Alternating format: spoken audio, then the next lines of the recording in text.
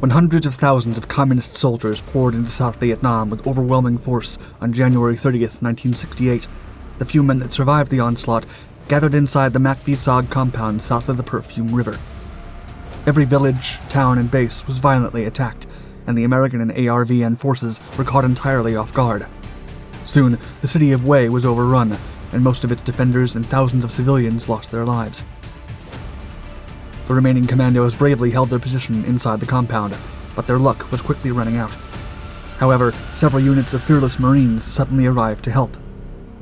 With the clock ticking, the Marines engaged the enemy in brutal house-to-house combat that turned Hue into one of the bloodiest and largest battles of the war, becoming the first time since the capture of Seoul during the Korean War that the Marines engaged an enemy in urban combat.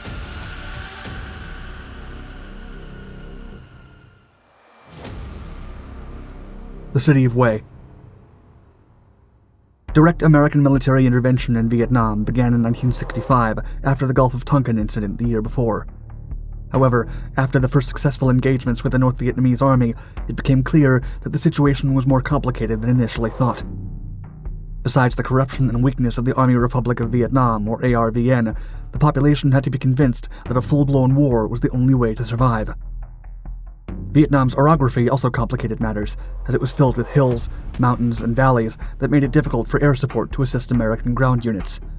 Additionally, the vast jungle landscapes, rivers, and humid climate were silent enemies that often favored the communist Vietnamese, which knew the terrain well and exploited it to the fullest. Tactically speaking, the Army and ARVN forces excelled in obliterating the enemy in combat. However, the Viet Cong guerrilla and its sympathizers were everywhere, and when villages were cleared from the enemy, they would rise again only days later. By 1966, CIA and Special Forces operators began to speculate that something big was cooking behind enemy lines, as tens of thousands of supplies and North Vietnamese soldiers were concentrating at the border, and it looked like a large-scale offensive. General William Westmoreland was aware of these movements, but several top brass officers believed the enemy couldn't launch such an offensive. Therefore, they did nothing to prepare U.S. forces against a possible enemy attack. During a February meeting in Honolulu, President Lyndon B. Johnson asked Westmoreland what the next masterstroke would be if he were a communist commander.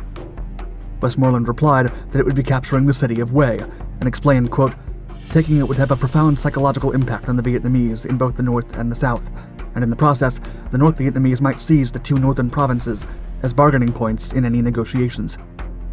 He also added that taking the ancient city capital would be the ultimate symbol of a unified Vietnam.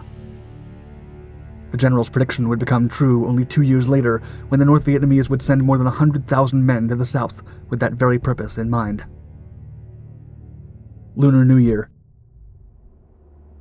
On January 31st, 1968, thousands of North Vietnamese and Viet Cong soldiers launched a coordinated offensive that caught South Vietnam by surprise, and the sheer scale of the violence and momentum became quickly overwhelming. Tet Nguyen Dan was the Lunar New Year celebration, and most ARVN personnel were on leave to gather with their families and pay homage to their ancestors, an opportunity that the North Vietnamese used to their full advantage. Entire towns, villages, forward operating bases, and cities were soon besieged by the enemy.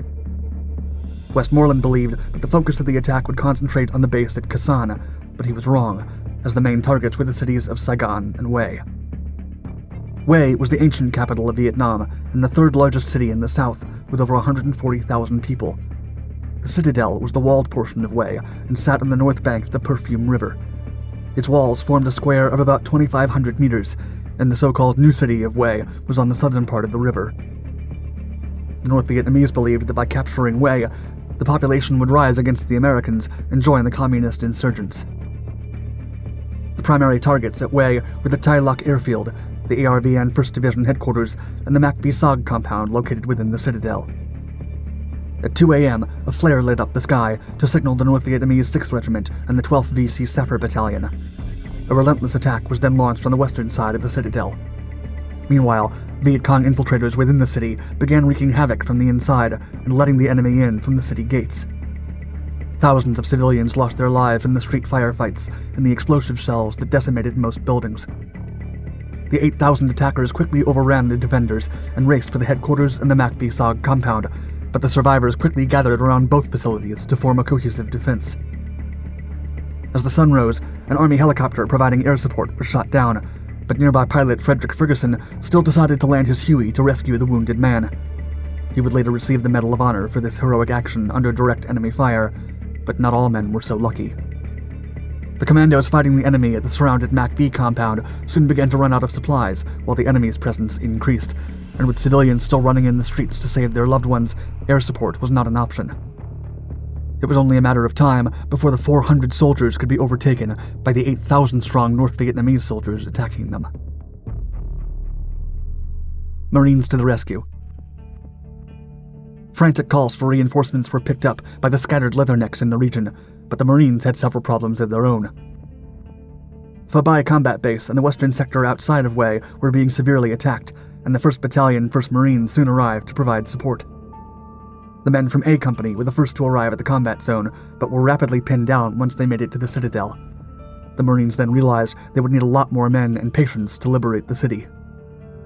After hours of bloody close-quarters combat, A Company finally received support from G Company, 2nd Battalion 5th Marines, to catch a break and revisit their tactics by going over their old Marine Corps field manuals and looking for proper techniques of house-to-house fighting. Sergeant Alfredo Cantu Gonzalez and his men were then pinned down by fortified enemy positions as they approached the inner city. Cantu then bravely advanced through the crumbling buildings and fired at an NVA rocket emplacement with light anti-tank weapons. The sergeant swiftly eliminated the enemy, but was wounded by an RPG hit. He then took cover inside the St. Joan of Arc Catholic Church, but passed away minutes later. His gallantry would earn him a posthumous Medal of Honor. When the Marines finally reached the MACV compound and broke the nearby enemy resistance, helicopters began to arrive to pick up the wounded. The end of the battle. The recapture of Hue was not over yet. During the following days, the trapped ARVN 1st Division headquarters received support from the 3rd Regiment and airborne troops to clear the way. But while the presence of Americans and ARVN increased in the city, the communist soldiers hunted down religious servants, local politicians, and foreigners for alleged re-education. In reality, they were forced to dig mass graves outside the city before the NVA and the Viet Cong executed over 2,000 civilians, soldiers, and American allies. After 2 weeks of combat, the Marines reconquered the southern portion of Hue and finally called down the airstrikes, but they were forbidden from firing near the ancient Imperial Palace under orders from Brigadier General Nong Quang Trong. Still, by February 24th, NVA resistance was at a breaking point. Without additional support from other communist forces, they knew their desperate efforts were close to an end. ARVN Rangers and their U.S. allies then boarded boats to mop up scattered enemy resistance at the other side of the Perfume River, and airborne troops from the 5th Cavalry Regiment swept the northwestern wall aboard Hueys. In addition, the Marines finished their last operations in the city's southern region. Finally, on March 2nd, 1968, the recapture of Hue was completed after an intense month of fighting, resulting in the longest battle of the Vietnam War. The nation's ancient capital was devastated. More than 110,000 people were displaced out of a population of 140,000, and it is estimated that between 1,000 and 6,000 were executed or missing, with another 2,000 wounded. U.S. losses amounted to 216 and about 1,500 injured, while ARVN suffered 452 casualties and 2,000 wounded. The NVA took a much heavier blow, losing about 2,500 men in combat. Although the battle was considered a win for the U.S. and its ally, the American public was shocked by the amount of violence and losses caused by the Tet Offensive, marking the beginning of the end of the Vietnam War. As journalist Walter Cronkite, who witnessed the aftermath of the Battle of Hue, concluded, quote, "It seems now more certain than ever that the bloody experience of Vietnam is to end in a stalemate. It is increasingly clear to this reporter that the only rational way out then will be to negotiate not as victors, but as an honorable people who have lived up to their pledge to defend democracy and did the best they could." Thank you for watching my video. Please like and subscribe to our Dark Documentaries channels to find more exciting historical content.